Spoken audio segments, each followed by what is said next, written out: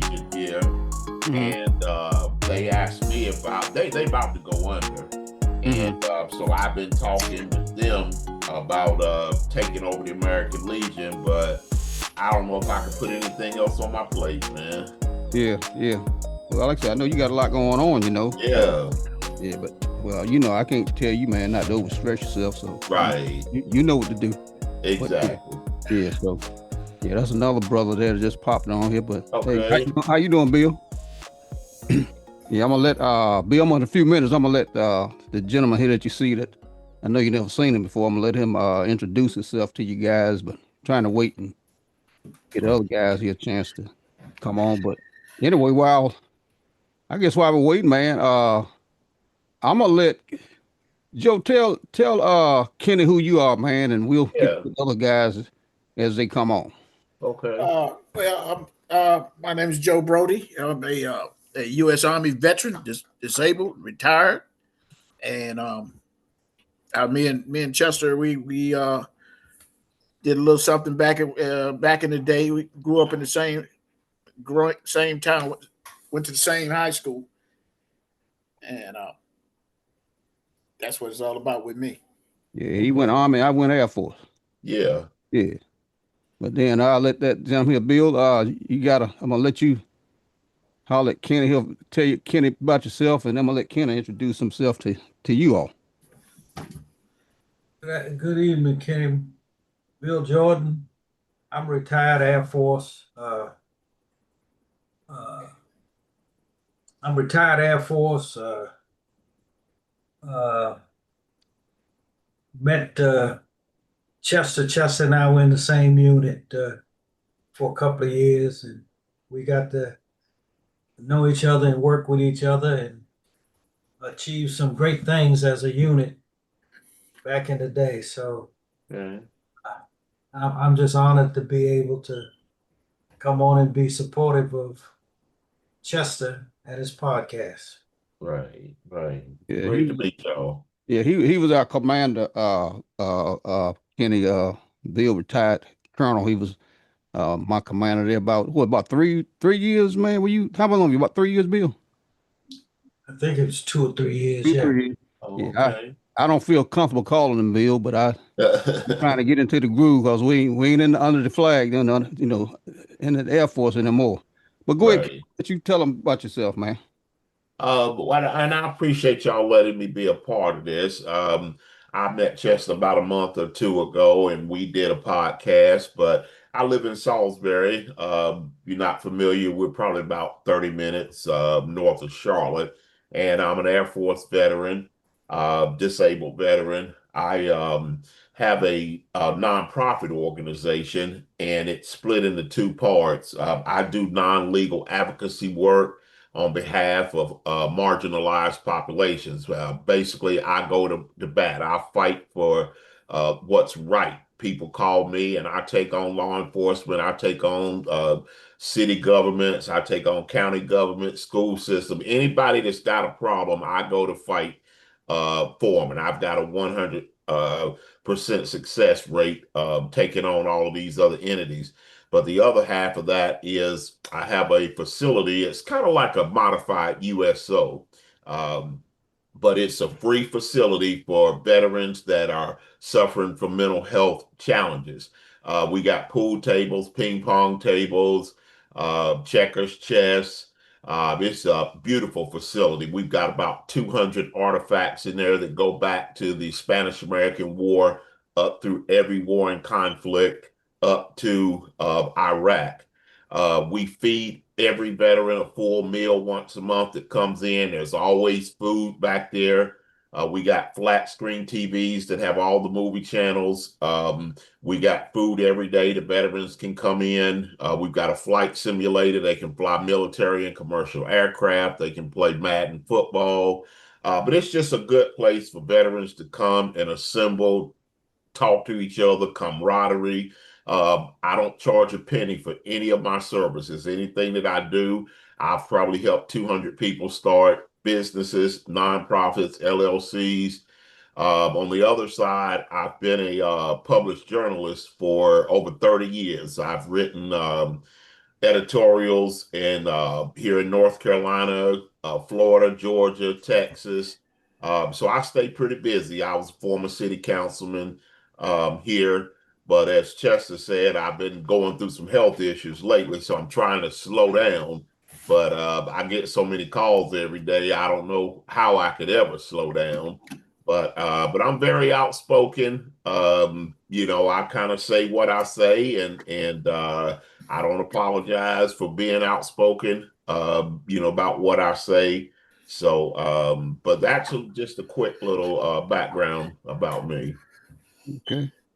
And Joe, I told him I'm planning on making a run up to his facilities out there in Salisbury before the summer end. Uh-huh. So if I don't know how busy you are these days. You're not working, are you, Joe? No. I can't work. Okay. Well, I might if you can, man, you probably meet me somewhere halfway, man, and we'll let you ride on up there with me and check him out. I say from you, Joe Henderson, what, he about 2 hours? Yeah. Yeah, about 2 hours. He's about 2 hours away from me, so we kind of in a triangle. Mhm. Yeah. So we Okay. probably ride out there together, Joe, and check his Sounds good. It sounds good to me, Chester. If I ain't Okay. doing nothing, Okay. it'll be an honor. All I right. So now, appreciate it. Yeah, anytime y'all want to come, even if I'm not open, I'll open up and we'll have a big reception. You let me know when you come, and we'll put on a big spread for you. okay. When you come up. Well, we'll let you know in advance before we make that ride. But I know Bill, he's up there in Fredericksburg. Not what is Bill? Where you at, man? Keep Spotsylvania County. Okay. It's close to Fredericksburg. Is there? Right. Yeah. Yeah. Mm-hmm. But yeah, okay. So anyway, I don't see anybody else popping on. I thought Bobby would at least show up tonight. He didn't show up last week. He's been sending me messages all week. So, but anyway, we can go on, man, and get it started. But Joe, what you got going on, Joe? What's been on your mind, man, this week? Trying to stay away from that depressing Donald Trump stuff. Yeah. Really, I am. I'm trying to stay away from that stuff. I watch. I'll get on my computer and do a lot of Democracy Now. I like that program because it's kind of like it tells you what the real news is. Some of these things are fake, not Right. fake, but the information they put out don't fit my needs. Mm-hmm. Mm-hmm. Yeah. And Yeah. so that's what I've been doing, and in following that guy, I call him that guy, Donald Trump. Man, he, this situation they got going on now, because you can kind of tell from the first time this guy was in office, and I appreciate you guys listening to me, because, like I said, I studied this guy. I've been studying him for from the first term up to now, and the things that he are doing are some of the same things that he done the first time he was in office. Mm-hmm. This thing that's going on with Epstein now, it was similar to the situation that happened with the Russian probe, and he had Barr come in. If y'all remember him, Barr came in as attorney general and wiped that mess clean. He just wiped it clean Right. Mm-hmm. right before everybody's eyes. And that's the same thing I think that they're gonna do with this. They're gonna disclose some information, but they're not gonna mention Donald Trump's name, Right. and then it'll go away. You think so? Yeah, I don't know if it's gonna be that easy, man. I don't know. I do.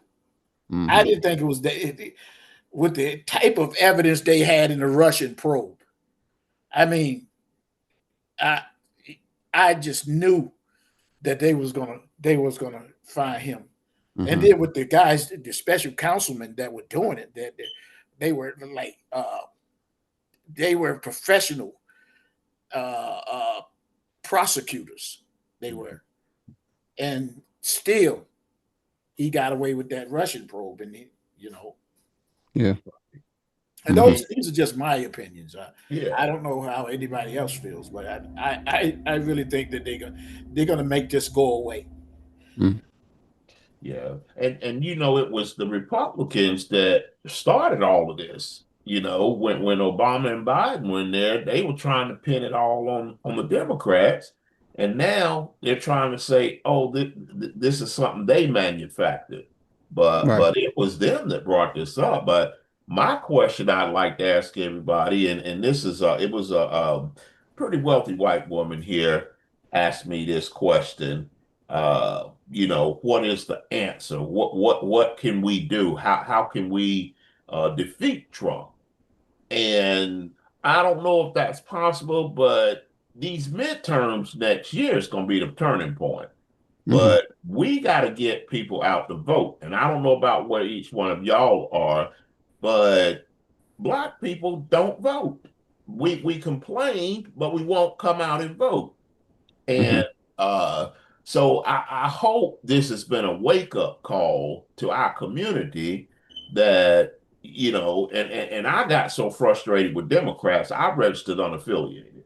And but trying to get people to just understand that the importance of coming out to vote. Mhm. Well, Yeah. Go ahead, Bill. well, I was in a conversation earlier today, and in that conversation, uh, we were talking about voting. Mm-hmm. About 50 years ago, I wrote a paper, a term paper, in which I said that Black leaders had misled the Black community about the power of the vote Right. and sold the vote as something that could solve all of the help Black people reach all of the goals that we had for Black folks. Right. And my projection was that when that didn't occur, Black people would stop voting. Mm-hmm. And I and but rather than just stop there, I said that we have a responsibility to inform the Black community of what a vote does. Mm-hmm. A vote only puts a person in there who will listen to us. Right. And if we don't go after we elect a person and place specific demands on that person, then we can't expect anything to happen. I I agree. can remember talking to well-educated Black folks after Obama got elected. Obama told us that we needed to put specific demands on him. And I was talking to this group of educated elite of Blacks, and they said, Mm-hmm. no, we can't put any specific demands on Obama. We got to give him time to learn. Well, y'all gave him 8 years to learn. And what's the Right. result of it? He had 8 years of learning, and after that, we elected Trump. Mm. So it's important for us not only to get out and vote, Mm-hmm. but also to understand the limits of voting. In terms Right. of political participation, voting is the most passive act you can do. Right. And so that concerns me. The other thing is that I hear a lot of people talking about, well, the Democrats are not very they don't act enough. And I'm a Democrat for one reason. Republicans believe in trickle down economics. You give to the rich and it'll trickle to the poor. That'll never happen. Hubert Humphrey said the Democratic Party believed in the percolator theory. You put it at the bottom and it'll percolate up. And so that's why I'm a Democrat. And that's what I stress as a Democrat is that we don't believe in trickle down economics. Mm-hmm. And this, what did you call the bigoted bill? This big bigoted bill? Big beautiful bill. yeah, what is it? It is the epitome of trickle down economics. Mhm.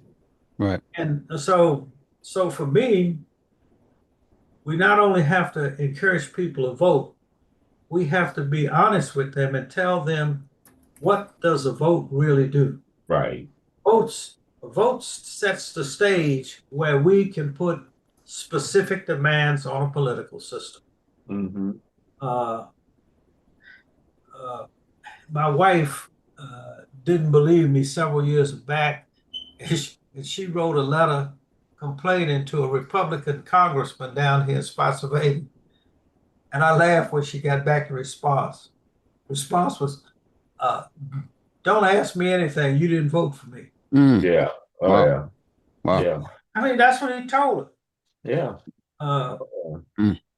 so voting, and I'll just stop. Voting puts people in who will listen to us, Yeah, Mhm.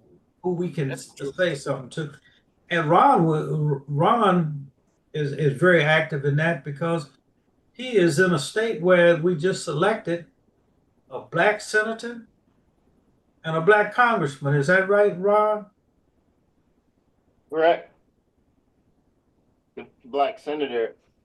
Um, so the House representative is a trans, actually. Oh, okay. Yeah. Yeah. I'm sorry that I went down that route. So the sister was in the House, and then when Tom Carper retired, she moved into his space. Mhm. Mm-hmm. But everything, and we talked about this the last time, and we've been hitting the same notes about the vote and how I thought about it, man. And I said to myself, I said, sometimes, it seems to me that black people think the struggle is just a lifelong struggle. Right. And Right. they apathy towards a lot of things. They're apathetic towards a lot of things. Mhm. Because they seem like they can't survive without the struggle. So anything that opposite of you saying, yeah, the man is after us, it's always hard out here for us, they don't believe it Yeah. in masses because of the simple fact that they've been shown all their lives they have to struggle Right. from within. And Yeah, the power within the household and the family is what's driving the vote down. Yeah. right. Because people show and young people negative things about the vote and they don't explain to them the vote. Mhm. The vote is a way, it's a door, it's a key to the gate, right? Yeah. And once you go through that gate, just like Brother Jordan just said, the politicians know you vote and you don't vote. They all know that. Right. Mm-hmm. Yeah. They know that you're a voter and you start showing up with 10,000 signatures against this and that and this and that. Now you got their attention Mhm. because now 10,000 folks gonna know where they stood. And that's why you can see in Trump's world, get rid of everybody that can tell anything on us. Mhm. You know what I'm Yeah. saying? We don't Yeah. want to leave no evidence, no footprints. Mm-hmm. So let's Cool. get these people from off the team, Yeah. so we can just go ahead and do what we want to do. And black people, I think, have been sold that idea that regardless of what they do, it's never going to change, Right. which is the reason why it hasn't changed. Yeah. Because they stuck in the paradigm that they don't change is like they always said, change is something that's scary, right? Because you don't Mhm. know what's going to happen, but in essence, you don't know what's going to happen anyway, because there are Right. no guarantees. A politician will tell you what he's going to do when he get in office. Then once he get in the office, he's going to say, "Well, I'm going to get to it. Now is not the appropriate time." And Yeah. to And add on to what you're saying, Ron, I myself worked firsthand with the Democrat Party.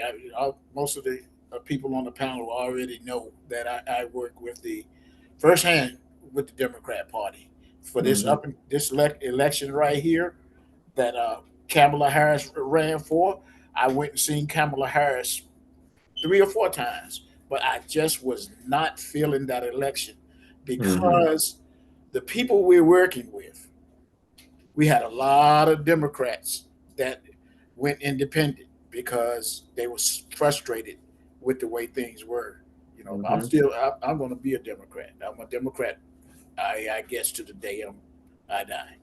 But seeing the inside track on things make you look at it in another method, that if we know that when the African Americans go and vote, we're going to win.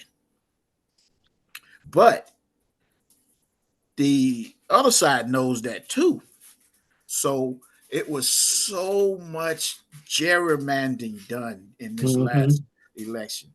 We did not tap into the young people. They won't get it. I mean, you could talk to them about it. All of us done experienced it back in the early days when our ancestors died trying to fight for the right to vote. But they were denied. But they gerrymandered at every level. Reverend William Barber, who's with the Poor People's Campaign, that I have went to his demonstrations, and he's powerful. And when they attacked North Carolina, but we still stuck together, the Democrat Party, and we have a Democratic governor in North Carolina again. We had Governor Cooper, and he's left. They're trying to run him into Senate now, but Reverend William Barber, and I'm going to stop. I'm not going to go on because I can talk, but the Reverend William Barber said they gerrymandered and they cut these small local counties. They cut them with precision, he said. And that was the word that went around, the shot that was fired around the world, that they cut and they gerrymandered these areas of voters with precision. And they made them predominantly Republican. Right. They were sure to win. That's why I just was not feeling that election. We showed these people Project 2024 and what they were going to do, the Republicans were going to do, and that president was going to do when he got in office. And sure enough, what is he doing? Everything that's on 2024, from the VA, where he said he was going to cut the VA, and he's cut the VA. And that's the part that really hurts me, because there's so many veterans out there that need those benefits that the VA offers. Right. And especially the mental health part of it. Since we have taken control of that state, and we put Don Davis in there, and Don Davis is a staunch supporter of veterans, suicide rates that went down. That's all they were talking about. I mean, I said they went down. Suicide rates for veterans was high, at an all-time high. Some of those veterans were coming in from Iraq and Afghanistan without legs, without arms, with so much post-traumatic stress disorder and traumatic brain injuries that were going on, that were causing them to just take their lives. The multiple tours of duty over there. And Don Davis and them found a way to cut that down. Now they're doing away with a lot of those psychiatrists that are in there, that are giving those veterans therapy, or giving them another look at life besides what they were seeing. And it's just amazing how they have met that voting. I'm gonna start with this one. And I said the last podcast we had, and I was talking to Chester, and I was telling him, I really don't think they're going to let the midterms happen. If this man stays in office, he's not going to let the midterms happen, because he already know,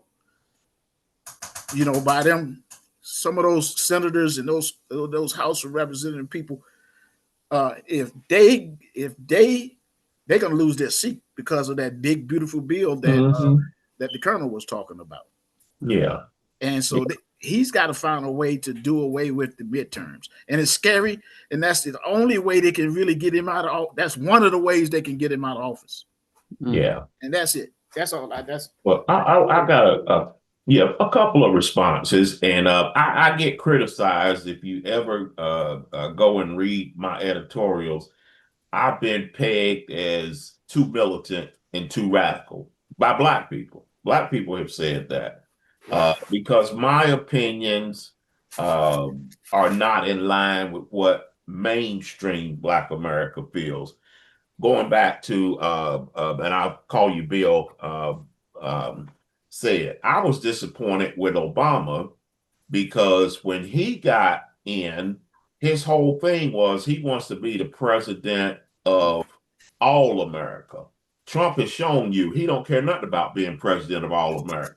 But the first thing Obama did was ensure the rights of the LGBTQ, Asians, and everybody but us. Biden would have never gotten elected without South Carolina and Jim Clyburn, but the first thing he did was support everybody but us.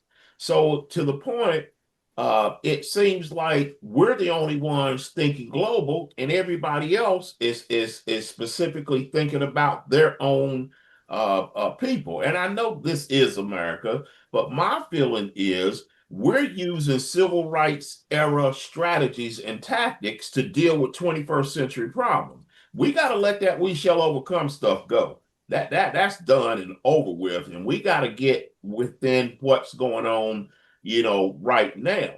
And the thing that I posed in one of my recent editorials is instead of us worrying about what white folks is doing to us, not doing for us, or we got to quit worrying about that. We are so caught up in trying to figure out and fight their agenda, we don't even have our own agenda. So I asked the question, do we need a Black agenda? And my response is, to me, integration was the worst thing that ever happened to the Black community. I wish we could go back and undo that and never have gone through integration. But number one, we need to focus on entrepreneurship. We need to focus on financial literacy. We need to focus on education, but we spend so much of our time trying to worry and predict and worry about what white folks are doing.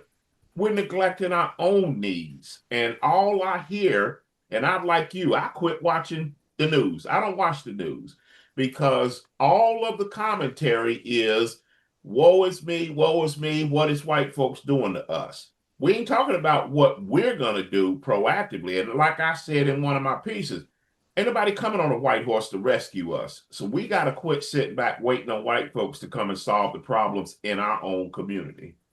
Mm-hmm. Ron, let me ask now, what Kenny just said. How you feel about that? You agree with, I mean, we're not here to agree or disagree, but what he said with, just talking. He said I don't want to misquote you, but the integration thing, you feel the same way on that? How you feel about that as far as us integrating with the white man? Well, I happen to have some experience with integration. Mm-hmm. And I wouldn't go as far as to say it was the worst thing that ever happened because I was living in New Orleans at the time and they weren't interested in educating people that look like us. Mm-hmm. So it kind of forced them to pay attention to us because otherwise, we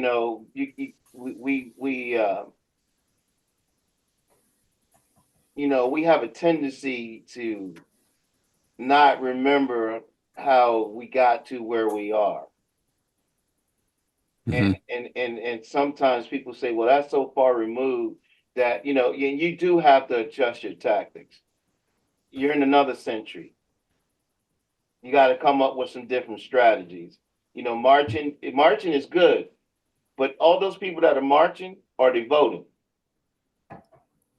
You know what I'm saying? I can see 500,000 people on the mall in Washington, but how many of them realize that the only reason why things are gerrymandered is because they don't care about local politics. Mm-hmm. They don't invest themselves in local politics. Exactly. So in this country, whether you believe it or not, everything starts at the bottom and it goes up. That's why trickle down don't work. It does start at the bottom because the system was built that way. Mm-hmm. You know what I'm saying? So I think segregation was important because it shook up the country as far as race and things like that. How we're going to deal with education in this country. Mm-hmm. And we're kind of slipping backwards because, you know, we're making it to the point to where it seems like higher education is going to become a dream again. You know, Mhm. there was a time when every family was actually sending someone to college for the first time in that family. And because we're asleep at the wheels when it comes to local issues. See, I don't know if a lot of us, our people, understand that when you decide something as far as, okay, the federal government, one of Trump's pet peeves is, well, you know, and the Republicans in general, well, let's not overrun the states when it's convenient for them. Let the states decide this, you know, when they were talking about abortion. But what the people don't understand is that when you push those things down to the state without any federal help, Right. the state's not going to do it because they're Right. all going to say, we can't afford it. Mm-hmm. We can't afford it. Right. So that's how they get rid of things in this country. Mm-hmm. You know, the attempt is to push it down to the state level. So the governor, who's ever the governor or who's ever running those bodies, and again, it's the locals that run those bodies, and you know, they decide, yeah, we can't do that. Let's not put that in the budget. Then it goes Yeah. away. Mm-hmm. A lot of things that are happening to the black community is that the black community has not decided. The community we have right now, okay, in the 21st century is different than when, you know, we were out there in large numbers with all these different groups, you know, all have pretty much the same agenda. Right now, we it's true, we don't have an agenda. It's every man for himself. Yep. You know, and we think as a whole because we have a little bit of something that we have something because we've been taught to cherish everything that we get. Hmm. You know what I'm saying? Mm-hmm. Right. So I think, you know, I think as a community, black folk, I don't know if it's possible, but you know, anything is possible. But we got to come together on a local and elect local brothers and sisters or whomever that are running for the local houses, and then work from there because that's what you see right now. You know, on the other side is they work from the local houses and they work their way up. But they take a state like Texas. Texas, ever since Trump has been on the scene, and before that, Texas has been biting their nose off their face despite you know they just so that state is just ass backwards. Mm-hmm. It is. You know, and they vote against. How can you say we don't want the money? You know, when the money was being appropriated by the Democrats and whomever, you know, they decided, you know, even with Obamacare, we don't want that money. We're not interested in that. And now, in hindsight, Mm-hmm. look where they are. Right. And people on TV, this isn't right. This it didn't just happen because they had this storm. It's been building. Mm-hmm. You weaken the institutions to the point that they become ineffective, and then you take control of everything. Because now they're gonna see you as the white knight, Right. you know. And I think too, you know, black folks do have to realize this is a different century. The folks that we have in our age groups are different people. They're not gonna go out there as a majority and fight for themselves. They kick back people, you know, they wait for somebody else to do it. Mm-hmm. And just to echo your point, Ron, when I talked about integration, yeah, if you think back to prior to integration, and even the little town that I live in, we had our own hospital, we had our own movie theaters, we had our own banks, we had our own businesses. You had Fayetteville, you had Tulsa, you had Wilmington. I mean, you had all these different places. You had blue collar workers, white collar workers. But once we had the opportunity to integrate, all of that went away. We don't have that skilled labor. And then to your other point, we had a bus boycott. Everybody got on board in Montgomery. Now we can't even get everybody to boycott Target. We got the Baptist Convention taking money. We got different people. It just seems like we don't have that central kind of thing that gets everybody cohesive. And my last point is we still got 80-year-old people out here fighting. Where are the 25-year-olds? Where are the 35-year-olds? Where are the 40-year-olds? They're the ones that need to be leading this charge. But when you got somebody 85 and they're out here marching and drawing on the streets and doing all of that, that's not moving the needle to me. You know what? You know what? I listened to what you said, but I'm gonna go back to what Ron said. This is a new time. This period, that period, a lot of that stuff that went on, because me and Chester was in Henderson when they desegregated, when they segregated, Integrate. desegregated schools. Mm-hmm. We were here when it happened, and it didn't go off good. It wasn't a pretty picture at all.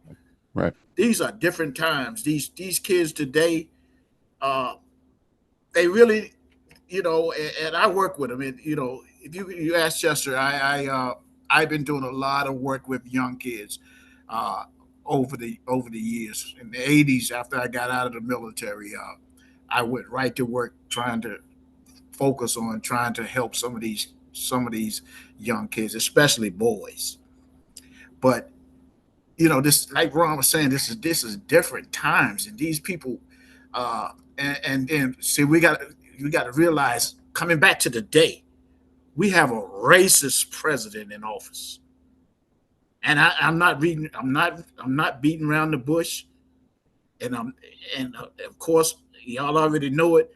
This man is a racist, and we did everything with the Democrat Party to let people know that he was not right for this country. But it goes all the way back to what Bill said a long time ago. Racism is alive and well in this country today. It all goes back to that.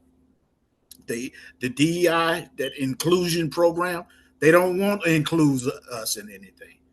Everything that African Americans have done has been turned off the wall. You don't want to see a Colin Powell that people use for years and years and years. I've been doing Boy Scouts. Colin Powell was an Eagle Scout, and he took him off the wall. Everything a black man has ever done, or a black woman, he don't want that. He don't want that. That inclusion thing has played out. It's played out all over the nation. But let me ask you a if question, you haven't Joe. been aware of it, Target sales went all-time high. It went down. Walmart, they tried to get Walmart, but the black people need to eat, and they need a place they can eat. So they continue to go there. But I myself, this is me personally, I haven't been in Walmart store since they dropped the DEI program. Because if you go in Walmart, all you got is African Americans in there mostly. Working in Walmart stores. I don't care where you go to Walmart, you're gonna see them African Americans in them stores. And those are the ones that they don't want to include into anything, into the management positions or anything like that. I mean, it's just if you open your eyes, in which they always try to say we are woke, we in the woke. Yeah. But if you ain't if you're not woke, what are you? You're asleep. That's the opposite of woke. And we definitely not asleep. We see what's going on. Maybe a lot of the younger people don't see it, but we, as the older generation of people, and who has went and witnessed all of this stuff that these the European race, I call it, because that's where it all originated from. And we just all latched on to their way of doing things. We forgot all about our custom, our culture as African Americans. We forgot all about that. But we all are African Americans, you know, and it's just sad that there's really no answer. And the only answer that I can come up with is that, and I'm a spiritual person, I said this in the last podcast, that the God of my understanding is going to intervene in here and deal with this man. That's just me. So when do we stop trying to fit into their society and build our own? Or is that even viable? Is that realistic? Because my personal view is, even with my own business, and Edge can tell you, I've caught hell trying to be a Black man in business in this town. So what I've told them is, I'm not asking you for anything. I'll build it, and don't invite me. I don't want to sit at your table. I don't want to be invited to the country club. I don't want my future and my progress is not tied to whether white folks approve of anything that I'm doing. And it seems like, to me, we got a mindset that we can't achieve it unless they bless it or are involved in it. You're exactly right, because I have a nonprofit. I didn't mention that when I introduced myself to you, Ken, too, but I have a nonprofit organization too that we kind of stay. We're real active around the community, but we ain't. You know, we're not taking handouts from them. We're not getting grants from the federal government. We make our own money, and we do our own things, and we support the communities that way. We're not out front. We're not out for nothing. You know, we're not asking for handouts. Right. So that's the question I was asking everybody. Is that viable? Do we need to just stop trying to force ourselves into their system and start focusing on building our own system? Is that even viable or realistic? What you got to say, Bill? And I see you thinking. I was going to speak on several things. Yes, sir. First, the election of Donald Trump for his second term of office this past November. Way back in September, I talked to my oldest brother, and I told him, I said, I don't think the Democrats or Kamala is going to win. Right? He asked me why. I said, because I don't trust white women.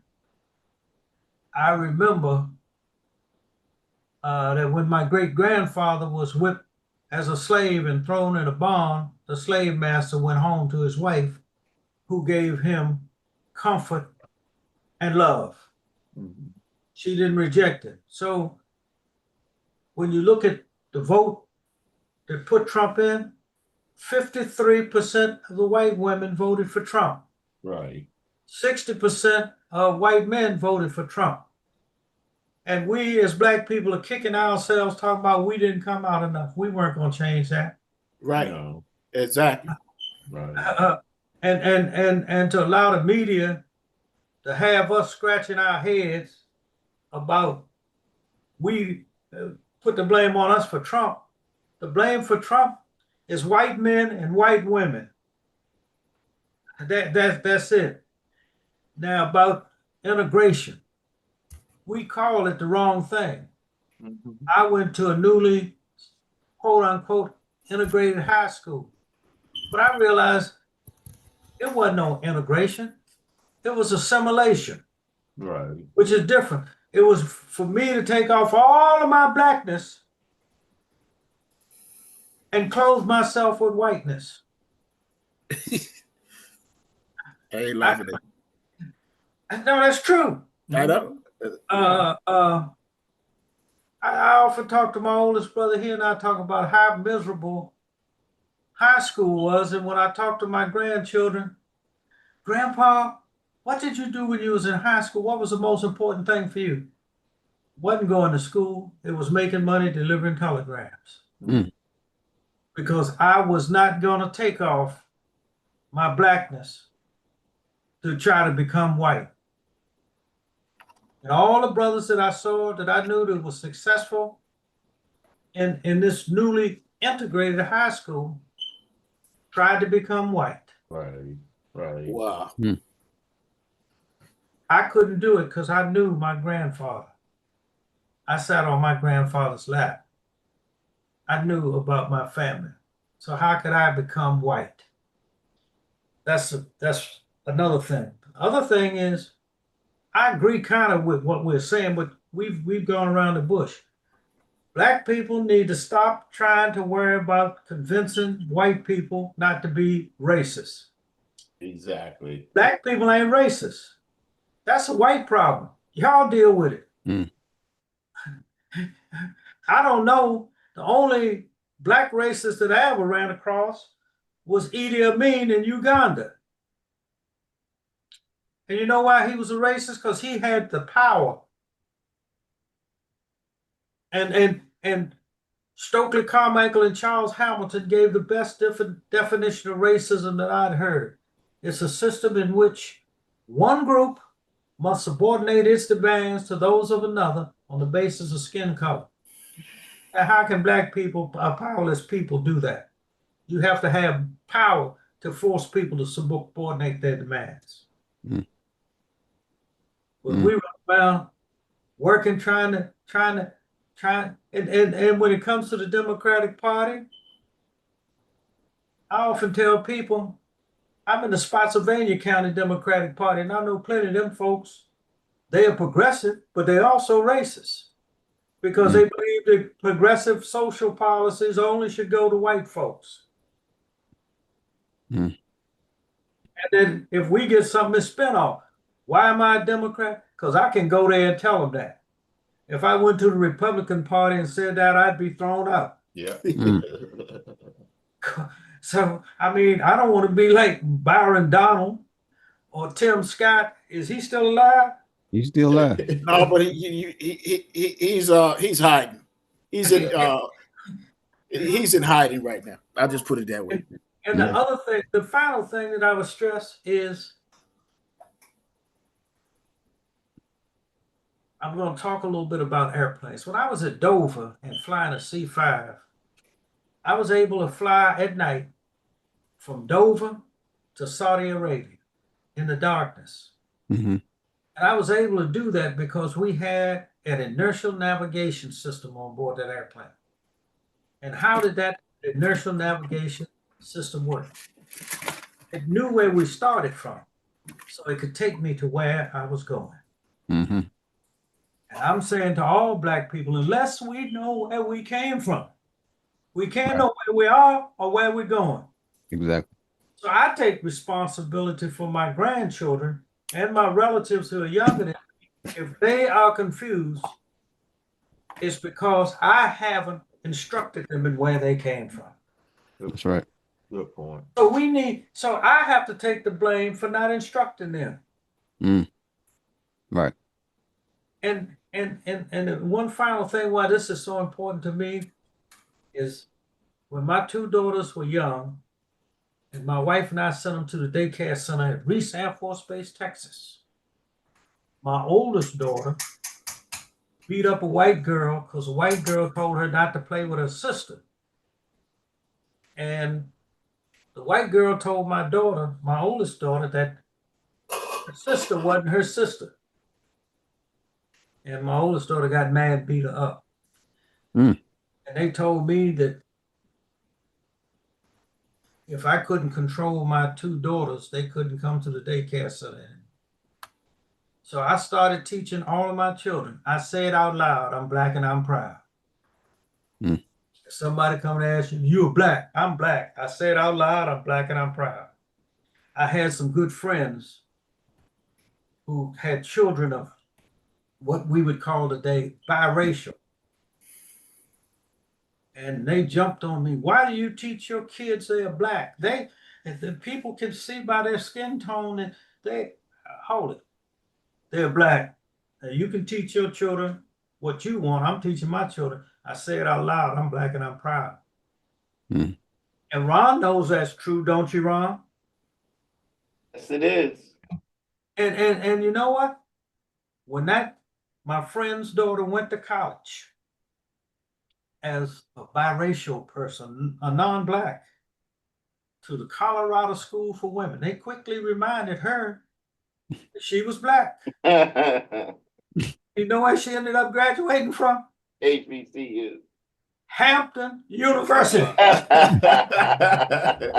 And you know what her mama came and stood in my house and told me?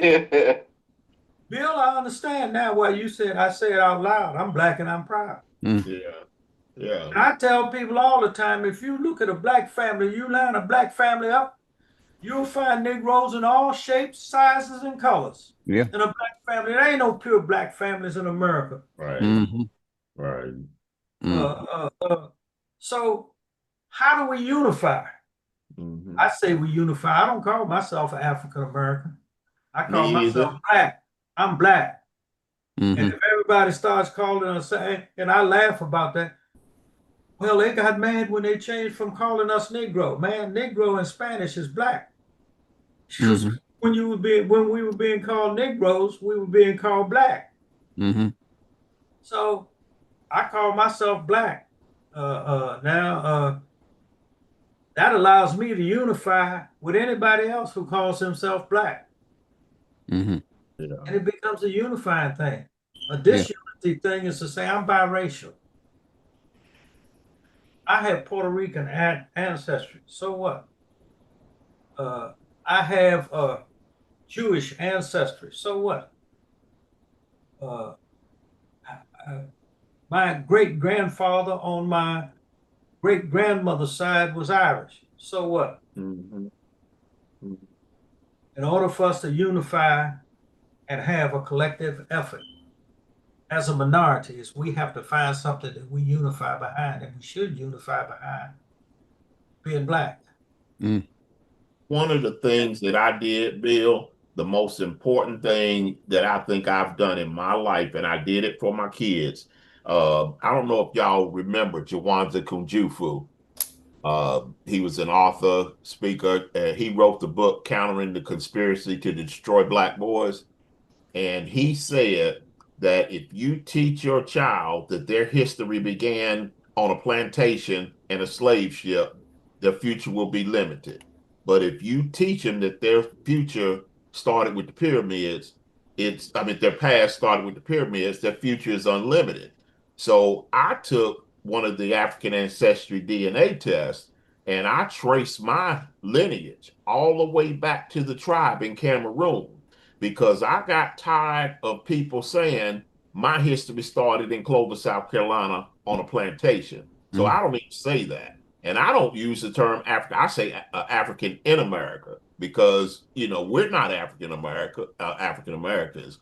So that's the term that I use. And then the last thing, and I'm going to be quiet, I can't remember who made the point, but the way that I deal with white people now, because I had a 25-year history, I worked in corporate healthcare before I got into this nonprofit.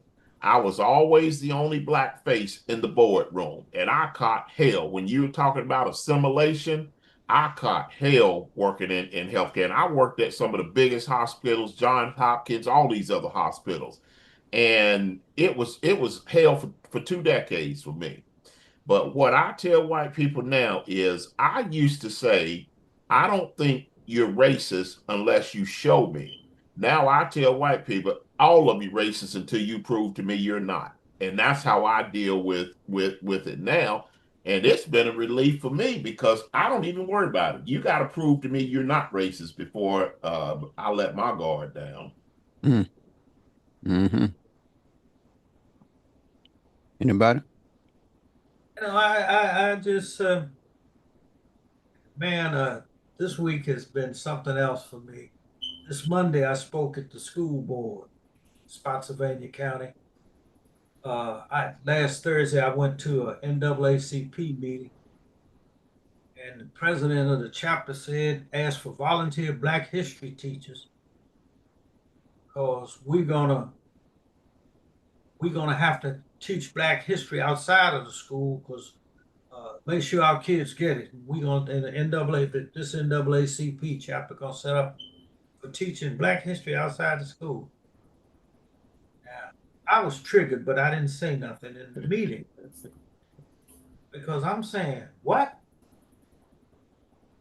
The school won't meet its responsibility, and when we do that, we are saying it's all right not to teach Black history in public schools. Right. So I decided to go to the school board. And I went to the school board and I raised a little bit of ruckus Mm-hmm. because I asked them how many people knew about John Chilimbwe. And there was silence. You could have heard a rat lick loud in that room. Mm. And I told them that John Chilimbwe was ordained as a minister in 1899. He graduated from Virginia Theological Seminary and College, which is now called Virginia University Lynchburg. He went back to a place in Africa called the British Protectorate of Nyasaland, and he led the first African revolt against European colonialism. It was unsuccessful. He got killed, but he led it. And he got inspired by what he saw at Virginia among descendants of Africans enslaved in the United States. He was inspired by them. And I shared with the group, I didn't learn about John Chilimbwe until I was in graduate school, getting an advanced degree. And I initially made fun of him because his revolt was unsuccessful. It happened to Nat Turner. Some people who were supposed to be doing it with him turned job on him, snitched. And so they hung 13 people. But my point to them was how much better my life would have been if I would have learned that in K through 12. And that if a central part of our strategic plan is preparing our students for the future to be great future citizens in America, it's important that we teach them, no matter what their race, religion, ethnic background is, that we teach them Black history in the public schools. And I'm gonna go back again and keep driving that point to them. And I was a little bit concerned about NAACP wanting to set up, what are we paying real estate taxes for? And the sad part about it was when I went back to my seat to sit down, I was the only Black person at that school board meeting. Mm. Now, there had been Black people there before I made my public comments because their kids were getting recognized and awards for athletics. But when it came time to raise the roof about banning books, what is being taught in the school, here's that old man that you said need to get out there, 83-year-old man raising hell, and I ain't got no kids in the school. Right. Right. Mm. Mm-hmm. So that, to me, that's something you got to, we got to let Black folks know these are the kind of things that affect your kids. Yeah. Your future. If we are upset because our kids are not, a school board member told me, these kids don't want to learn about slavery. My question goes back, how the hell do they know where they're at if they don't know about slavery? Right. Yeah. How can you know? Yeah. Well, you know, what you're saying there, Bill, some of these kids, a lot of these kids don't want to learn at all, not just about slavery. They don't want to learn at all. I ran into a guy, he said that he was doing substitute teachings in the school system. And some of them kids that come there, they don't want to learn. And, they prefer being on their phone all day, or they prefer doing something else. They don't want to learn. They just don't want to learn. And that's what you're faced with today. With the kind of kids that's coming through the system, regardless. And then the white man knows that now. the white people knows that now. They trying to take the books off the shelves, but they're not reading the books no way. I mean, what does that matter? You know, but that maybe there's one that may want to go to the library and see about their history, and now they ain't even got that opportunity. So you just don't know where to go with it because there's so many groups and cliques, and now we have so many problems in the African American community, and I'm not going to make it about that, but there's so many problems in our communities today with these young people, and that you just don't know where we ever have that kumbaya moment where we all come together. But like I was saying when we first came on the podcast, if you can convince one or two of them, then you done a job. That's a job right there. You ain't got to be able to save the world, but if you can convince one or two of them, I convinced a bunch of them through Boy Scouts, which is one of the hardest organizations you could ever think of because they have messed that up so bad. Now they allowing girls in scouting now. It was just all a boy thing. And then I'm still doing it after 20 some years of scouting. I still have boys that come there and I teach them survival skills and skills that are needed, in their adult life. But it's so hard now, and then when I first came into the Democrat Party, as Bill was saying, it was it was divided, just like the nation is. You had the black Democrats and you had the white Democrats. Now our board it's mixed, it's diverse now, where we have some Caucasians, as I call them, and I still call them Europeans because they were the originator of it all. But and we have blacks and we have women and we're diverse now, but it wasn't always like that. We finally got it together, and it was just like integration when we were talking about earlier. They just didn't want to. A lot of this goes all the way back. I know somebody had said something about Barack Obama when he came in office, but they had a round table with Jesse Jackson, Louis Remember that. and I talked with some of those guys. They had a round table when he was in office about how they needed to bring that to Barack, and he can infiltrate it into the government. But it didn't ever go nowhere because, and then Biden, the same way with Biden. Don't get me wrong. When Biden came in office, a lot of people held his feet to the fire when Biden came in office. He came in office and he elected, his Department of Defense was a black man, African American man, again, as we say, a black man. The UN chief was a black lady. These are all things that Biden done by them holding his feet to the fire. Oh, you said that you were going to do so and so and so. And he put Kamala Harris as his vice president because his feet were being held to the fire, y'all. And this guy we got in there now, everybody knows he wants to be a dictator. He wants to be a king, and he's going about it, with those. And that's why he done it. He has a plan. He's broke down all of the obstacles needed for black people to advance. He didn't broke them down.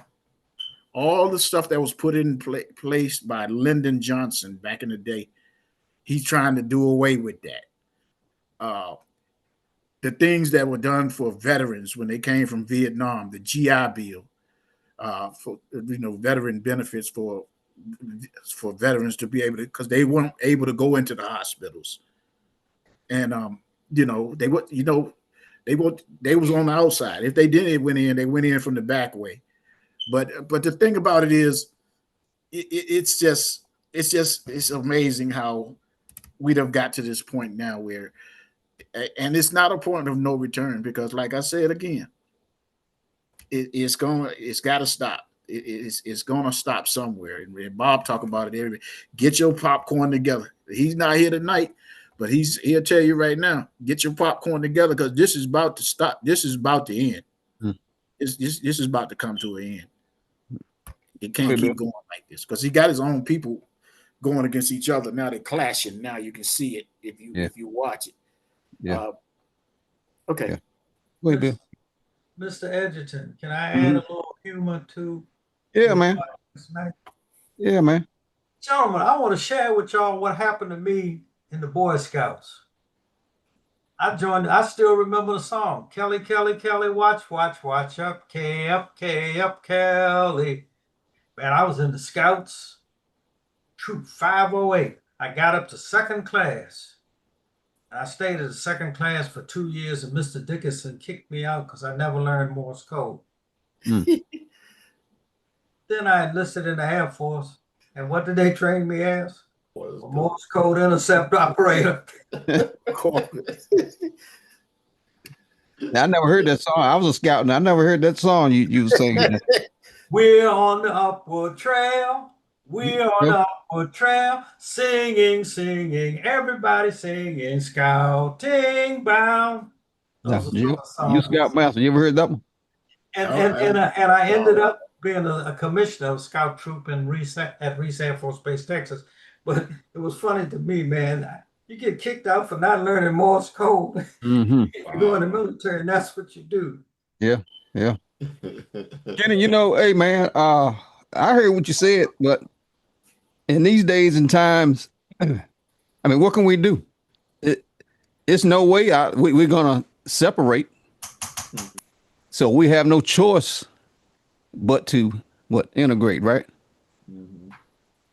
Honestly, I really, and I don't know how everybody else feels, I think we're going to end up in some significant violence. Maybe not to the way that I think this is going to change. It's going to be a mini civil war, and there's going to be an outbreak of violence. And I think Trump wants that to happen so he can further his role as a dictator and martial law and all that. But I don't see it in any other way except in some racial violence. Right. My thought is, with this, what is it? What they call it? The alligator, Alcatraz. So right now he's called himself throwing in the worst of the worst. He hasn't thrown any black folks in there yet that I know of. I mean, or heard of. So when he starts scooping our asses up off the streets, Kenny, I think that's when it's gonna start popping. Right. You see, he went to New York, and them Haitians say we ain't playing that. Oh, the Haitians shut them down up there in New York. Yeah. So I don't know, man. I don't know about this this alligator internment camp. Huh? The whole thing about camp. What you say, Bill? It's a concentration camp. Concentration camp. But the whole thing about that is that they put them in that area because those people are going to be wiped away by a hurricane or something. I mean, just think about it. Well, you're right. The hurricane season, and every year that I have thought of, there's always been a hurricane came through Florida.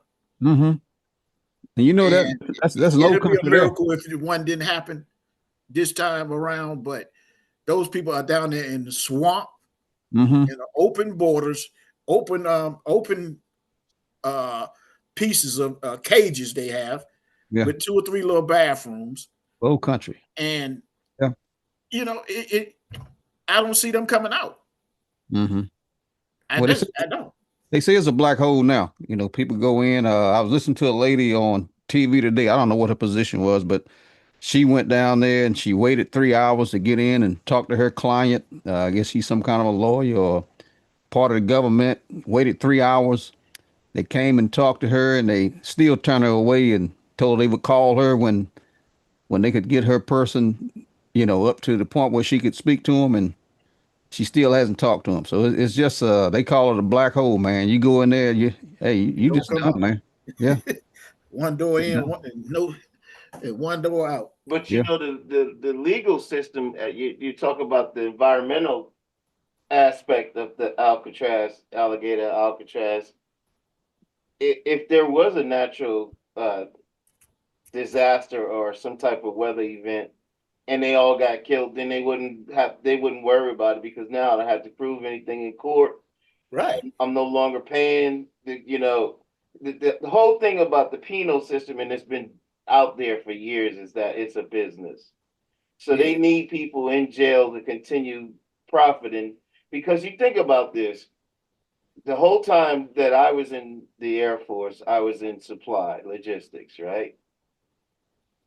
They have a what they call mandatory federal contract.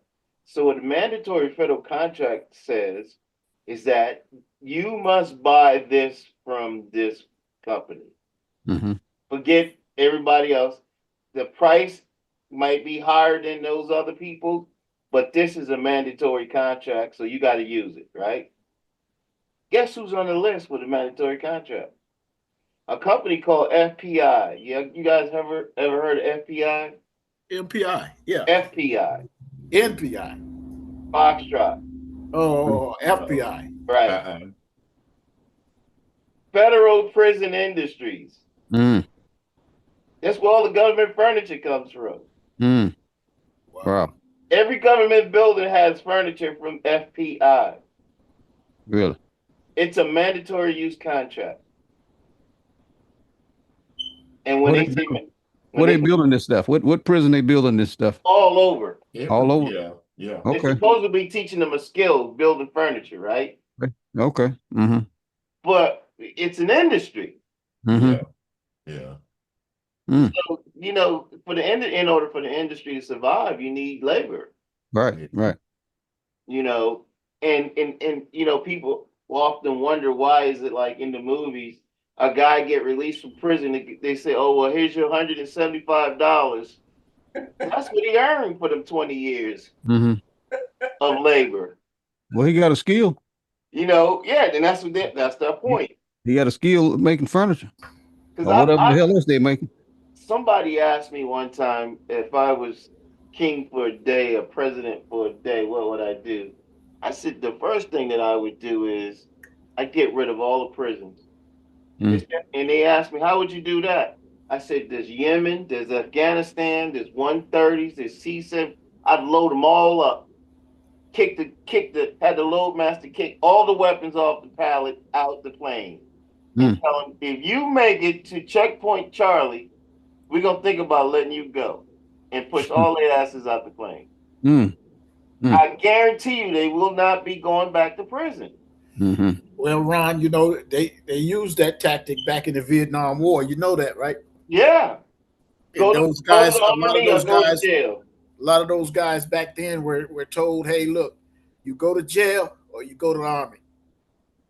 That's why the education level in the military is where it is, because that's how they were recruiting people, because the draft wasn't always successful. Well, until they came up with a draft. But the thing about it was, the only people, you look at like World War II movies, and you know the history of World War II. Black folk did so many incredible things, and guess what broke the war open? The logistics piece, right? Guess where all the minorities were? In logistics. Yeah. Supply. Yeah. Called supply back then. Then. Yeah. Yeah. Well, transportation. What saved the war, what saved the Allies from defeat, was logistics. Mm-hmm. And the brothers, you know, when I was stationed in England, I used to tell the folks that I was working with, mainly white folks, I said, you know, when your grandfather and them was storming Normandy and all these other beaches, you know they wouldn't let the brothers fight, right? It's like, yeah, that's messed up. I said, you know what the brothers did instead? It's like, what? Populated Europe. That's what they did. Yeah. You know what I'm saying? Yeah.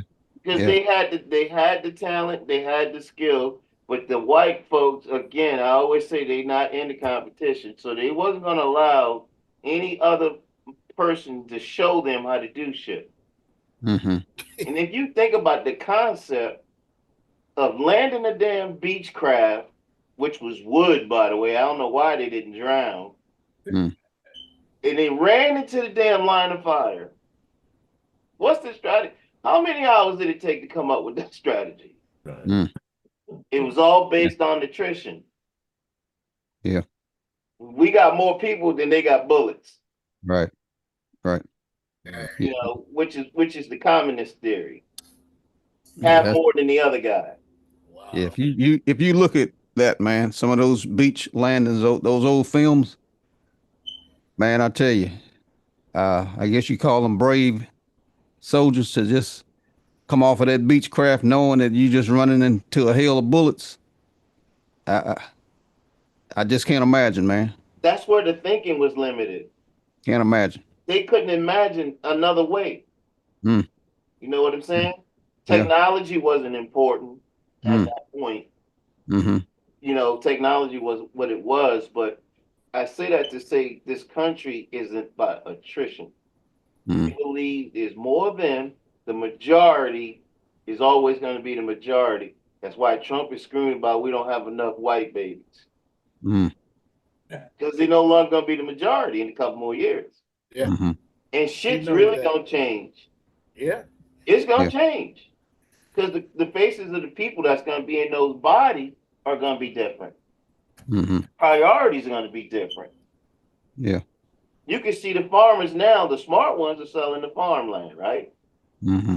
Let Wawa come in there, or whoever the hell gonna come in there, and they getting their money and they getting out. Yeah. Because, you know, I remember when I was stationed at Langley, there was talk in Las Vegas about moving Nellis Air Force Base to Mountain Home. Because all the millionaires in Las Vegas was complaining about the aircraft. Whereas when the aircraft first went out there was no Las Vegas. Mm-hmm. Same thing happened in Virginia Beach. They put the NAS Oceana in Virginia Beach on blacklist, right? Mm-hmm. And they said, well, we're going to close it. And so the admiral said, you ain't closing the damn thing. So they said, well, here's the compromise was to send those F-18s up to Cannon when they closed Cannon Air Force Base, right? Admiral said, hell no, the plane's got to be near the water, right? The only reason why that conversation came up is because all of those people was moving down to Virginia Beach and the tourists was going down there to get their time sharing in, and all the contractors saying, hey, this Air Force, this shit is in the way. It's too much noise. You know what I mean? Mm-hmm. So I say that to say this, you know, when it comes to getting things done in this country, you cannot have a limited imagination, and you have to explore multiple avenues of getting, you know, things done. And a lot of things, you know, we talked about, Joe mentioned Project 2025. You know, I'm different because Trump don't have no plan. Somebody that's in his ear got a plan. Trump don't have a goddamn thought in his head. Mm. If you listen to that guy has a grammar school vocabulary, education. Yeah. Yeah. He don't even have a junior high school education. No. The shit that comes out of his mouth, I'm like, you know, this dude actually thought that the wind turbines was killing the birds. Yeah. He believed that. Yeah. He still does. Yeah. You know, but then again, he's the first one to throw the flame, and then when the lights the fire, he claimed he ain't had nothing to do with it. Yeah. Exactly. Mm-hmm. That's what he's been his whole life. Yeah. His dad was trying to run all the people out of Queens and out of Brooklyn because they lived in those brownstones, but somebody in the infinite wisdom back in the 50s and the 60s made it all rent control. Mm-hmm. So it wasn't about real estate. It was about putting people in housing. Mm-hmm. You know what I mean? Yeah, the building was expensive, but that wasn't never, you know, a factor in putting people in those buildings. They said, well, you know, these buildings can hold X number of families, but if we allow the realtors to dictate what's going to happen, then they're not going to be able to live here. So they rent controlled it for a lot of years. Right. Yeah. And that's why Trump and his dad hated black people and minorities because they couldn't get them out of them buildings. Mm-hmm. That's what Trump saw as a young man. You know what I'm saying? He was coming up watching what his daddy did, and he idolized his daddy. Exactly. So he was going to do everything his daddy did. Mm-hmm. Yeah. You know, I got to laugh. You know, I was talking about humor when he was talking about what he was going to do to the women in the trailer on Access Hollywood. I said, think about this. That's the oxymoron because this fool talking about it was locker room talk. What goddamn locker room do you ever heard of Trump being in? Mm. Right. Right. Unless it was some women in there changing their clothes. Exactly. Some women, no, young girls. Young, yeah, he Men, might have women. been in there, yeah, but Trump Yeah. don't know nothing about sports. Mm-hmm. Yeah. What Yeah. sport do you think Trump played as a kid, or any sport? None. None. No. You know, Yeah. but the thing, you know, we talked about a lot of things, and I was thinking to myself, I don't know if you guys remember when George Carlin came out with that special about the words you couldn't say on TV. Mm-hmm. Yeah, 7 And words. he went through a litany of words and things, and I think about it, and I was like, man, you know, for instance, he was like, so when did black people, you know, when did they become black? He said, before they was Negroes and they was Afro American. I said, Afro was never ethnic group. That was a damn hairstyle. Mm-hmm. And they had that on all the government forms, Afro American. Yeah. The hell? You know what I'm saying? Mm-hmm. But he said something. He said, when did toilet paper become tissue? Toilet tissue. He Mm. said, did you get a vote on that? Because I sure as hell didn't. Who's making all these decisions? Yeah. And that's kind of like how this country is still operating. They're coming up with these plans, and they're buying their way into the mouthpiece that can get it to the man that's going to implement the plan. Yeah. You know what I mean? Because a lot of our kids today don't even understand the historical value of the date that HBCU became a place of higher education. 18 don't mean nothing to them. Mm. You know what I mean? Yeah. 18 is the same number that slavery in, the same, you know what I mean, a century. Mm-hmm. Mm-hmm. But they don't tie those things together. And that's where I think education wise, sometimes when it comes to segregation, that was left out. Mm-hmm. A lot of teaching people the things, how we move from A to Z. How do we do that? Well, so we started here, like someone said earlier, about the ancestors and all of that stuff. And that gets lost because it make it seem like the black folks invented everything, which we did because we didn't have a damn thing. So we used our imagination. You talk about skills, you know, survival skills in the Boy Scouts. Just think about it. Before the Boy Scouts, black folk, everybody was a damn Boy Scout that was coming up doing slavery, you know, in the early 1900s. You had to learn how to do things because you couldn't afford to pay for it. Mm-hmm. Like fixing your cars and things like that. You know, if you had a washing machine, dryer, you know, Mm-hmm. plumbing, you know, we just dabbled in a little bit of everything. But if you look at the significant inventions throughout the history of this country, you know, they don't want that to be known today. Right. Yeah. That's why you need the 80 somethings out there. Yeah. For the historical value. Mm-hmm.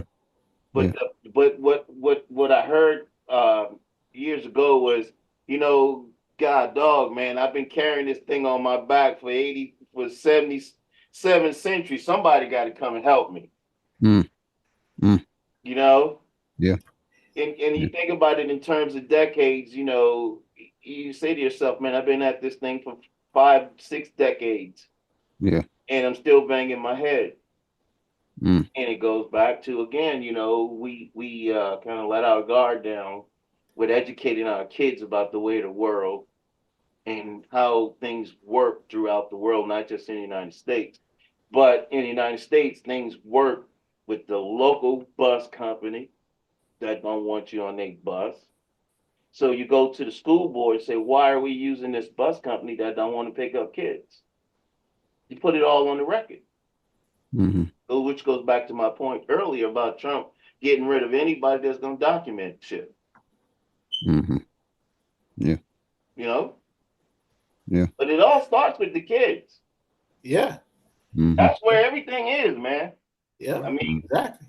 that we can talk about this a lot and of that. us, a lot of us done lived our life. Yeah, until we can get them to understand where we coming from. I understand they want to be different.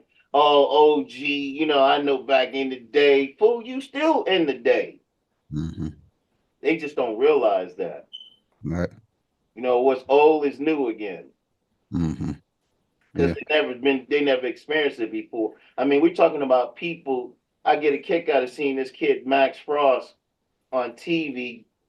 He's a senator, right? He was in the school when they shot up the school down there in Florida. He was one of the students. Now he's in the Senate. Yeah. I seen that kid.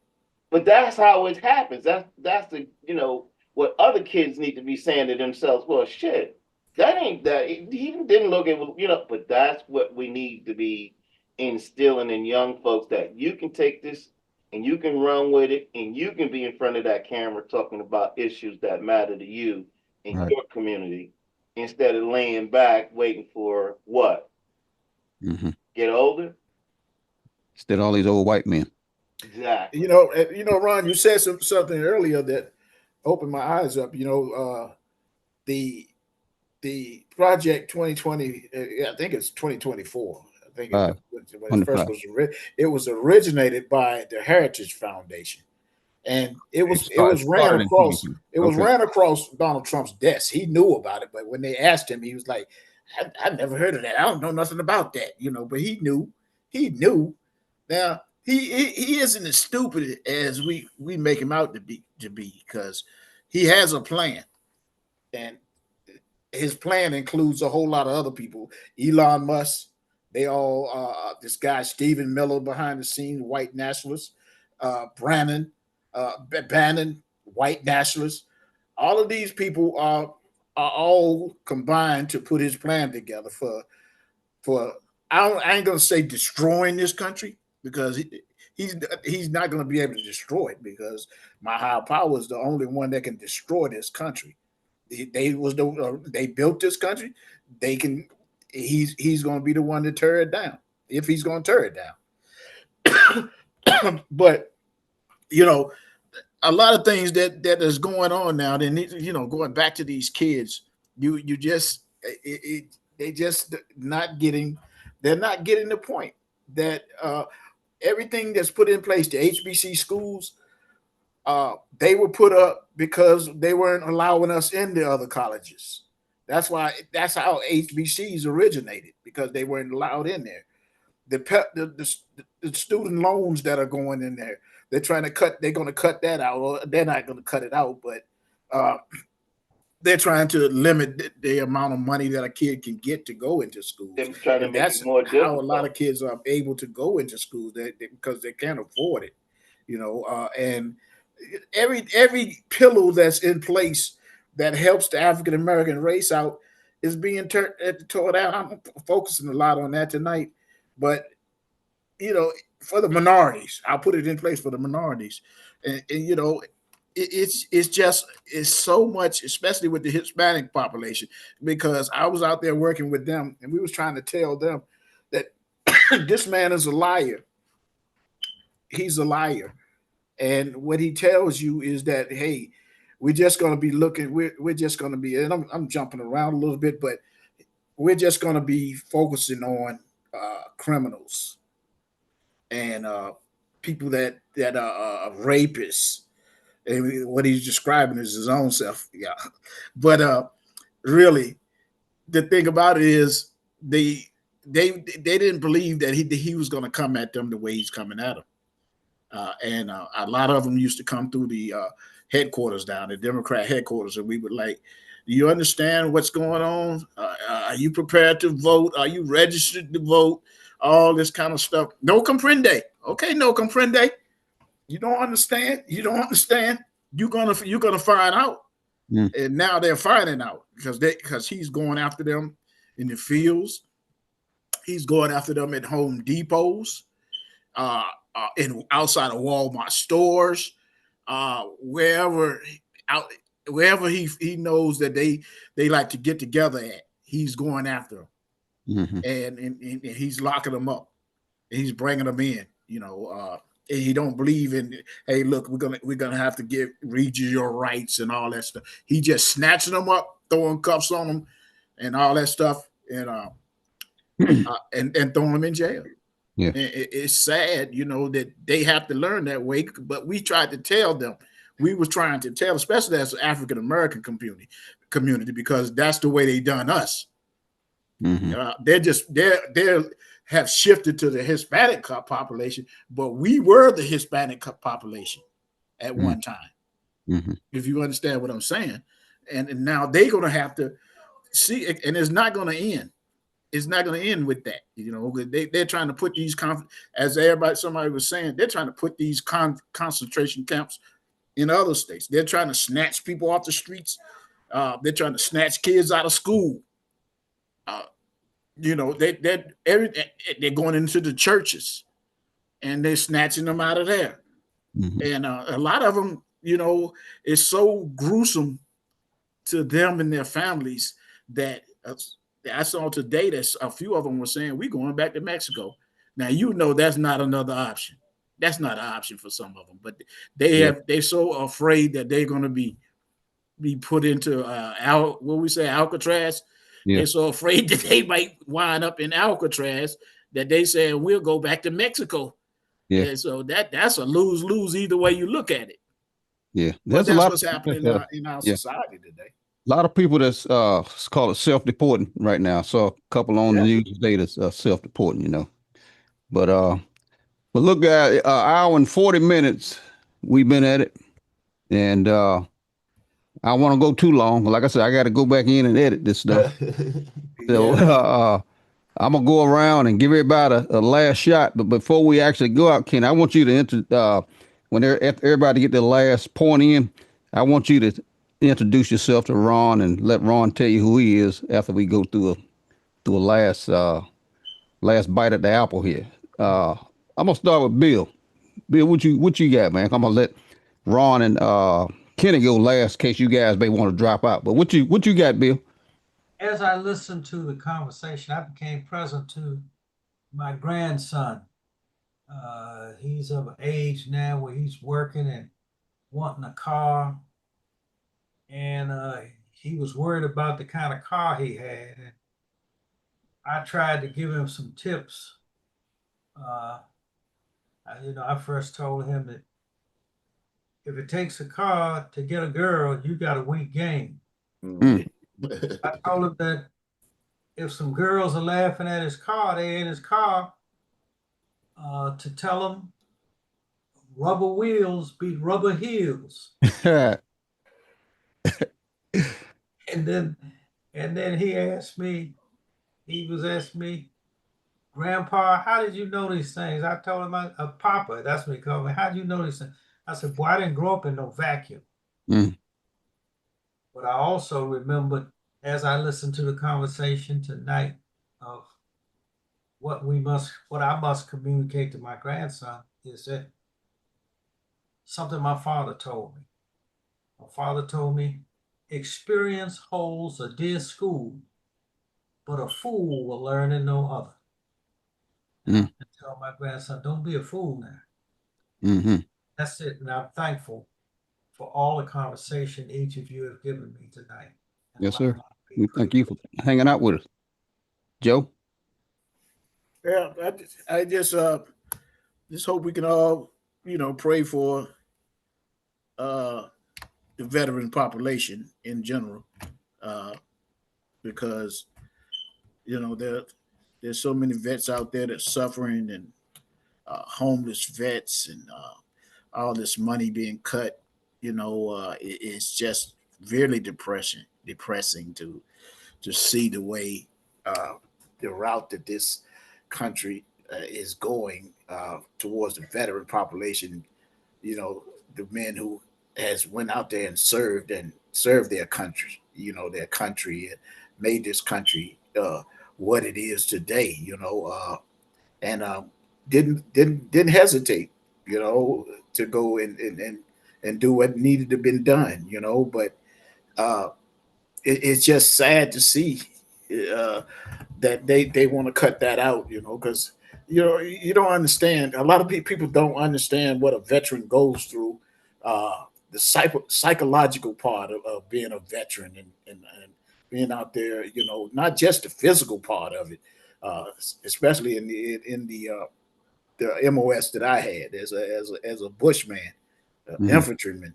A lot of people just don't know the psychological effect it takes on a person, the mental test that you have to endure in being in such a hardship environment, and then to come back to your home, and you can see what a lot of veterans went through who went to Vietnam, and after World War, especially Vietnam, coming back home, and your country just turned their back on you, and and it was a white man, Lyndon Johnson, that put the GI Bill in place so that a lot of veterans coming back from Vietnam uh, had an opportunity to buy a house, and that's like a piece of jewel to a person today. And even myself, I worked 25, 30 years to pay for my house and my piece of land that I got, but it's mine. And, Mhm. that was something that they endured in us when we were younger, to get you a piece of land or something physical that you can call yours, when you get ready to leave this earth, and it's just amazing the way we're going, but prayer works. I just leave it like that. Okay. Ron? Yeah, I don't have a lot more to add, but just for the sake of introducing myself, um, I came by way of New Orleans to Long Island, segregation to New York City, right to the mafia. I always tell folks all education is not formal education. Mm. The best education is informal education, known as the grapevine. Mm-hmm. But I went to school. I went to school. I put myself through school. I went down to Baltimore. I met some folks that was going to Morgan. I decided, okay, I'm gonna check this out, and we had some interest at the time. Some like interest. So I said, okay, this is not bad. But I didn't have anybody in front of me in my ear educating me on how and what I was doing. So I'm doing all this by trial and error. And so I get down there and I'm like, okay, now what? So the major or the first big issue I had was I had no place to live. I never lived in the dorm. My 5 years at Morgan, I never stayed in the dorm. I always either rented a room in somebody's house or had an apartment. So a lot of these things that I'm learning and I'm saying today, I learned from those relationships. I took away those things, that the good and the bad. So while I'm in college, like I said, I never had a mentor. I never had forums like this to listen to different points of views and take other, point of views in consideration. But so, I was introduced to cats like Kwesi and Fume and my man that was in the Congress at the time, Parent Mitchell, and cats like that. They used to be up on campus holding meetings and things like that. So I got to chit chat sometimes with some folks that was in that circle. But to me, it came to a realization. I got a job at NASA in Greenbelt, Maryland, as a contract specialist. So I'm in Greenbelt, and I'm like, okay, these cats, they're not really smarter than I am. You know what I mean? I'm just not focused. That's what I realized what it meant to be focused. You're not gonna achieve any damn thing if you don't focus in on it. Mm. So I joined the Air Force, and oh man, that was an education. 20 Mm. 24 years later, like I said, what you guys used to call me, the commander's son and shit. Mm-hmm. Said, yeah, they said Aaron Price is the commander's son. And I Mm-hmm. remember, I always remember you guys. I was walking across the yard, and you guys yelled out the window, Aaron Price, where your daddy at? Yeah. And I said, oh, I'm going to his office. You want me to let him know you're looking at him? You know, and y'all like, you better not tell him that. But it was in jest, but it was also an education on how the military works Mm-hmm. and the thought process. Yeah. Because he took me under his wings and he decided to mentor me, right? Mm-hmm. So a lot of folks saw that, oh, he's sucking up to the commander. Mm. I actually had a chief tell me he was never going to put me in for any kind of award, kind of awards, because I was a college boy. Mm. Because I came into the Air Force with a college degree, and then while I was in the Air Force, I got a master's degree as a staff sergeant. Mm-hmm.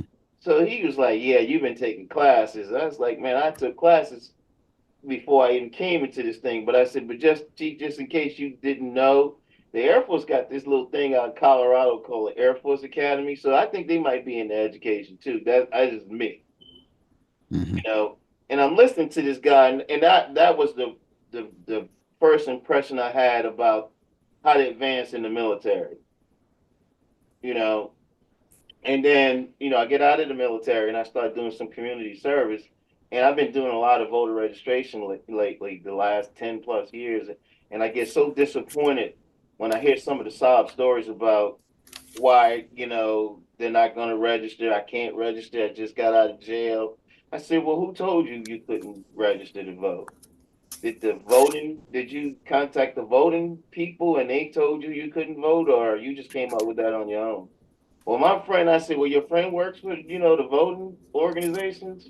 No, well, you stop listening to your friend because he don't know what the hell he talking about. Mm. Submit your application and let them shoot you down. Yeah. That's how you know you're eligible to vote. Mm-hmm. But, I just see the apathy. I saw it in the military when it came to the younger folks, they're not into the struggle. For them, the struggle is not real. And that's why you have senior citizens still carrying the flag. Because the young folks, the struggle is not real. Because, Brother Jordan was just talking about his grandson was trying to decide what kind of car he was going to get. A car was like, to us, a car was like, man, I done died and went to heaven. Mm. Yeah. If you came up in a family that was able to afford to get you a car to go to school, I had kids in high school that had cars, they was the most popular kids, even in college, but not everybody had that. Mm-hmm. So I'm thankful that I'm able to sit here with you guys and listen to your thoughts and and just open dialogue without even putting value on whether that's more important than this, because it's all important. Mm-hmm. Yeah. The information is just how you use it and how you put it together to get to where you need to go. You know what I mean? Yeah. It's always manipulated. Mm-hmm. Yeah. For whatever purpose, And when we were talking about the tan man, you know how what I said, how I expressed how people didn't understand him was the fact that you just didn't put the head in. Mm. Yeah. You know what I'm saying? Mm-hmm. It always it's always there, man. Yeah. And you crushed it the last time we was on when you put that Richard Pryor on there, man. I was shut down for a week, bro. That brought back some memories, didn't it? It was real, man. I'm like, wait a minute. It brought back some memories. How many years ago was this? Man, shoot. And I'm seeing as soon as I open the door in the morning. Same shit. Same shit, man. Same about shit. 40, 50 years old. Yeah. That was in the 70s, 75, somewhere in that time frame. Yeah. So that's all I have, man. All right. Kenny. Yeah, you the last bite of the apple, man. Let Ron give his last word. This is my first foray, and I appreciate everybody on here because I'll get into it in a bit, but I do a lot of public speaking, motivational speaking. I go around, people invite me. I do it at colleges and different places. But as I said, Ron, before you got on, I get criticized a lot because I am labeled as too militant, too black. But I tell people I am unapologetically African. I do not try to rationalize, understand, apologize for racism. I don't do it. And I see too many of our people trying to understand racism. To me, I don't do that. But I appreciate when we can have dissenting opinion and we can intellectualize what our problems are and nobody gets offended. I don't see a lot of that. So this was great tonight. What I tell people is we might all have different methodologies to get to that goal, but nobody's methodology is more important than anybody else's. But we don't take the time, I think, to listen and understand and support of each other. Like you, I never had a mentor. I started out working in corporate healthcare, and I had to navigate on my own. I remember one hospital I worked in Charlotte, and they told me to do a $3 million budget. I said, I've never done a $3 million budget. I sat there one day for 8 hours in my office, never got out of my chair for 8 hours. And I took the previous year budget to this, and I taught myself how to do it. Then they say, well, you need to teach this white woman. I said, I refuse to do that, you know. So that's kind of been my experience with that. But what I've done on the other side, when I got out of the military, I started in the community 40 years ago. I started walking the streets at night in the high crime neighborhoods, talking to gang members, trying to get them to come to council meetings, trying to get them to organize. I've been shot at plenty of times. I've gone into the prisons, talked to inmates that are getting ready to get out. I've worked, I've had a couple of nonprofits teaching literacy to at-risk kids of color. But the biggest thing that I've done, I started writing editorials back in '92. I've been a published writer. I've got articles in papers in Florida, Georgia, Texas, here in North Carolina. I've had papers refuse to publish some of my editorials because they say they're incendiary and they might start riots because I don't mince words in what I say. But I want people to think, and I think we've gotten away from challenging our young people to think analytically and critically.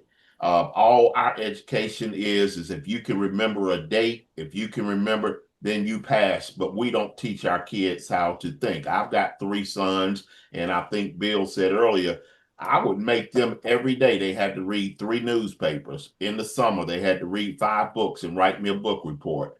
I didn't rely on the education system to teach my kids. I run a nonprofit now for veterans with mental health issues. It's a very successful mental nonprofit organization that I run. I served as a city councilman here. I was the only black. It was 4 white country club people. I was the only black city councilman, and I raised hell. They would try, but I knew parliamentary procedure. None of them knew Robert's Rules of Order. So I challenged everything they said, and they hated me. They used to tell me I need to learn my place. I knew my place because I knew procedures. And but so that's a little bit of my background. I have a very strong opinion, but I will listen, and I enjoyed this conversation tonight because I learned some things. But I like the fact that we didn't all agree on everything, but it was a respectful conversation, and I look forward to participating again. Okay, Kenny, I'll send you a link anytime we meet, man. We meeting every 2 weeks. Okay. We're missing 3 guys tonight. We're missing Mac Lynch and Bobby Jones and Smitty. Okay. Leonard Smith. They all veterans. We missing those guys tonight, so nobody's obligated to show up. But I appreciate you guys coming on, man, and hanging out with me on the edge. But yeah, Ron, what I'm gonna do, Bill and Joe and Ron, you don't have a Facebook. You don't do Facebook, right? Yeah, Kenny's got a Facebook page with his